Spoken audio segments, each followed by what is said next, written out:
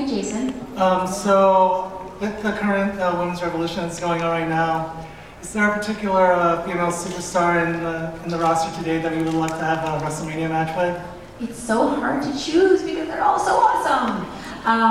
Okay, so going back to the Royal Rumble gave me a chance to meet a lot of girls who I hadn't met, work with a lot of girls I hadn't worked with, and just sit back and watch them work and handle how they do their business in the ring, you know. And so the surprise for me was Sasha Banks and I. Yeah. I had no idea. I just, like, when I knew what was happening in the match, I was like, yeah, okay, maybe Sasha a thing. And then it was like this thing that people constantly coming up, that thing with you guys was so, it was just like, and we just felt it up there and it happened. It was just a moment that happened. But when you have that like intangible chemistry with someone, it's really cool, right? So I think that would also be, you know, would be awesome. Charlotte, I mean, this one's amazing. She's the one to beat. She's like nipping at my toes, what? What is she nipping? Heels. My heels. Like something behind me. What? Huh? My heels? Yeah. She's a 66 time right now, right? Or does she beat me? She a 17 yet? Of course not. You're super. Still the one. So I don't know. It's hard to say. And then there's also like people like Natty and I never had a chance to actually have a wrestling match together. Thankfully we got that chance, which was so awesome. So okay, I'm gonna ask you guys. I'll ask you first because he's got the mic. Who would you like to see me go back and fight? Well, when I was at MegaCon, Alexa Bliss did mention you, so. Alexa Bliss. Yeah, I think the promos between us would be pretty awesome. They'd be blissfully Stratus. Who do you guys say? Sasha. So what do you say? Sasha? Yeah? Nobody really says me. Charlotte. Nia Jax. I would love to work Nia Jax actually. And Ron, I would enjoy it. Nia though I think is like, I love that like, you know, what she's doing in the ring right now is incredible to me. She's so beautiful and I'd love to try to whoop her ass. I don't even know if I could. She's very powerful. Alright, so any other questions are good? Yeah. Next, thank you. Great question. And you're adorable. Hi. Hi. What's your name? Charisma. Hi.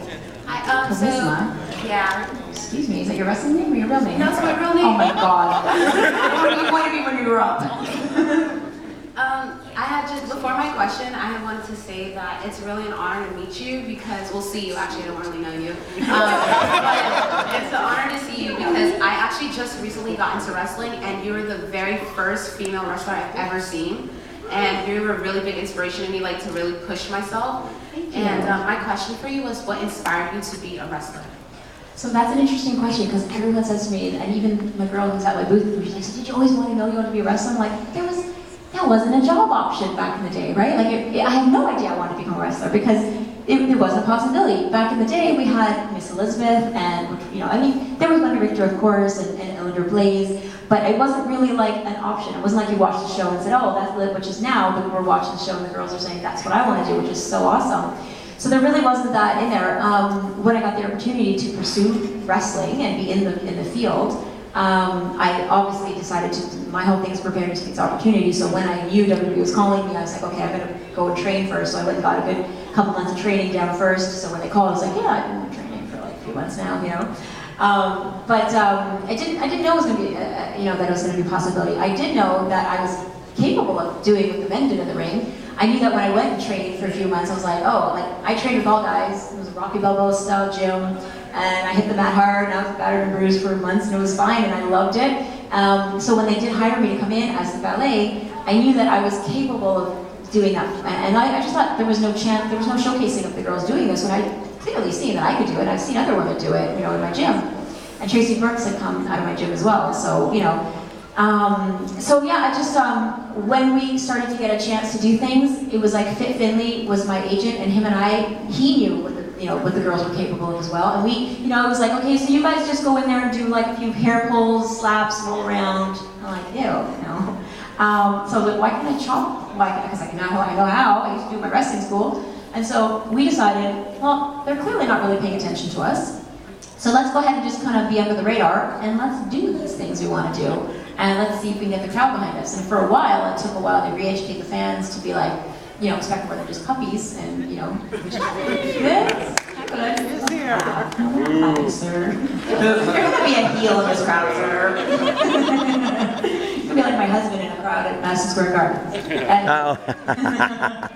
So anyway, so we started to do that. We started slipping in these chops and started doing like the stuff that the guys were doing. And suddenly, you know, as the story goes, we got more momentum, the crowd got behind it. And this little thing, I don't know if many people know this, but they would do these live events and they would ask like the first couple rows if you could stay behind and just answer some questions. So they would poll them and say like, what stuck out? What did you like?